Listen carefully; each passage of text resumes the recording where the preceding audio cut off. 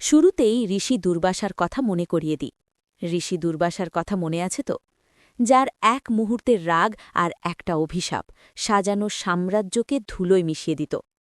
আপনি হয়তো ভাবছেন, ওসব তো পুরাকালের কথা, এখন কি আর ওসব হয়? শুনুন, ভুল ভাবছেন, মারাত্মক ভুল করছেন।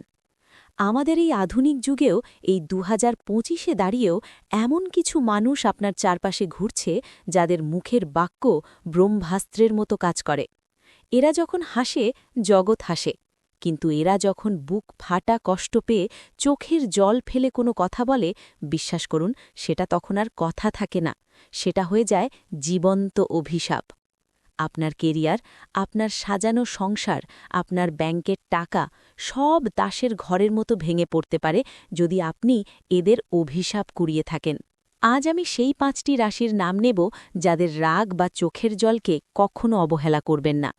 এরা যদি রেগে গিয়ে বা কষ্ট পেয়ে বলে দেন, তোমার ভালো হবে না, তাহলে লিখে রাখুন, শনি ঠাকুরও আপনাকে বাঁচাতে পারবে না। কেন হয় এমন? কারণ এদের রাশিচক্রে এমন কিছু পাওয়ার আছে যাকে আমরা বলি বাক সিদ্ধি। এদের মুখে সরস্বতী আর জিভের রাহুর অবস্থান এমন সময় তৈরি হয় যে এদের বলা নেগেটিভ কথাগুলো ইউনিভার্স বা মহাবিশ্ব তৎক্ষণাৎ গ্রহণ করে নেয়। আসুন মিলিয়ে নিই, আপনার শত্রু বা মিত্র কেউ এই তালিকায় নেই তো? সবার প্রথমে বৃশ্চিক, জলতত্ত্বের রাশি। এদের ইমোশন বা আবেগ সমুদ্রের মতো গভীর।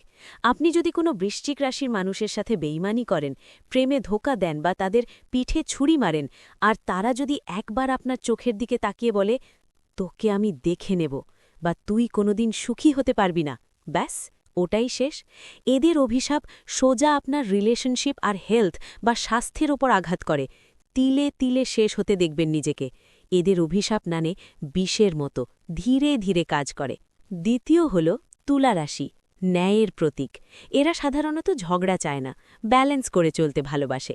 কিন্তু আপনি যদি এদের সাথে অন্যায় করেন, অবিচার করেন, বিশেষ করে টাকা পয়সা বা প্রপার্টি নিয়ে যদি এদের ঠকান, তুলা রাশি যখন ধৈর্য হারিয়ে চিৎকার করে আপনাকে শাপান্তর করবে, তখন জানবেন স্বয়ং শনিদেব আপনার বিচার শুরু করে দিয়েছেন।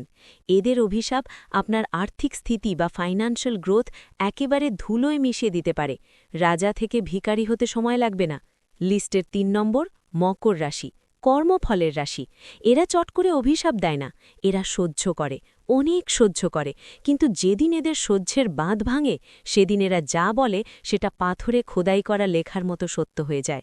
কর্মক্ষেত্রে বা চাকরিতে যদি কোনো মকর রাশির মানুষের পেটে লাথি মেরে আপনি ওপরে ওঠার চেষ্টা করেন, আর তারা যদি মনে মনে আপনাকে অভিশাপ দেয়, আপনার কেরিয়ার গ্রাফ ধসে পড়তে বাধ্য। প্রমোশন তো দূর, চাকরি বাঁচানো দায় হয়ে যাবে। চতুর্থ হল বৃষ রাশি।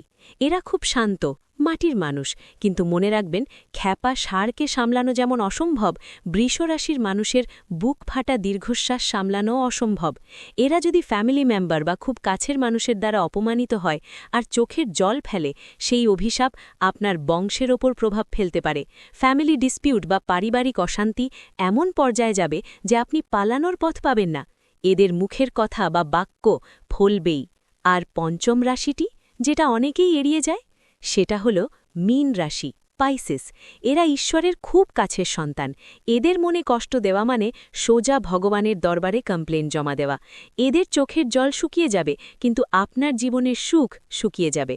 তাই হাত জোর করে বলছি, জীবনে চলার পথে ঝগড়াঝাটি তো হবেই, কিন্তু এই রাশিগুলোর মানুষের সাথে এমন কোনো অন্যায় করবেন না যাতে তাদের অন্তরাত্মা কেঁদে ওঠে, কারণ এদের দীর্ঘশ্বাস আপনার জীবনের সব আলো নিভিয়ে দিতে পারে। এখন প্রশ্ন হল, আপনি কি অজান্তেই এমন কারোর অভিশাপ কুড়িয়েছেন, বা আপনার নিজের রাশি কি এই তালিকার মধ্যে পড়ে? আপনার কুণ্ডলিতে গ্রহের অবস্থান কি বলছে? আপনার জীবনে কি হঠাৎ করেই অবনতি শুরু হয়েছে? ভয় পাবেন না, প্রতিকার আছে। গ্রহের মারের হাত থেকে বাঁচার রাস্তা আমাদের শাস্ত্রেই আছে। ভুল তো মানুষই করে। রাগের মাথায় বা পরিস্থিতির চাপে পড়ে হয়তো আপনি কাউকে আঘাত দিয়েছেন, আর সেই মানুষটির দীর্ঘশ্বাস বা অভিশাপ এখন আপনার জীবনে কাটা হয়ে বিঁধছে। ভয় নেই, আমাদের শাস্ত্র বলে, যেখানে সমস্যা সেখানেই সমাধান।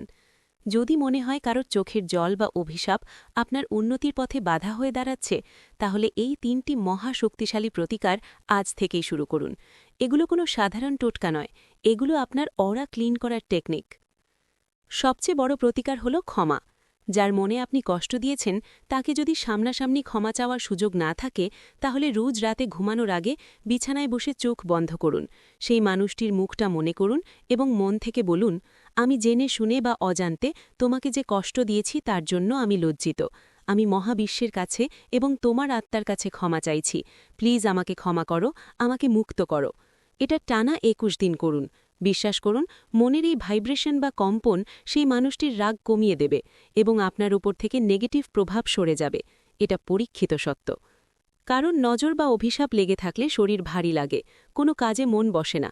এর জন্য প্রতি মঙ্গলবার এবং শনিবার স্নানের জলে ১ চামচ সি সল্ট বা নিদেনপক্ষে রান্নার নুন মিশিয়ে নিন। সেই জল দিয়ে স্নান করুন। স্নান করার সময় মনে মনে ভাববেন, এই নুন জল আপনার শরীরের সমস্ত নেগেটিভ এনার্জি বা কালো ছায়া ধুয়ে পরিষ্কার করে দিচ্ছে। স্নান শেষে পরিষ্কার জল দিয়ে গা ধুয়ে ফেলুন। এটা আপনার বায়োম্যাগনেটিক ফিল্ডকে রিপেয়ার করবে।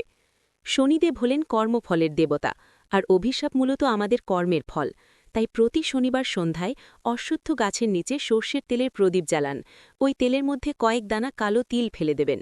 প্রদীপ জ্বালিয়ে মনে মনে বলবেন, আমার জানা অজানা সব পাপের ফল যেন এই প্রদীপের আগুনের সাথে পুড়ে ছাই হয়ে যায়। এরপর পেছনে না তাকিয়ে সোজা বাড়ি চলে আসবেন। মনে রাখবেন, প্রতিকার ততক্ষণ কাজ করে না যতক্ষণ না আপনি ভেতর থেকে শুদ্ধ হচ্ছেন। এই উপায়গুলো ভক্তিভরে করুন।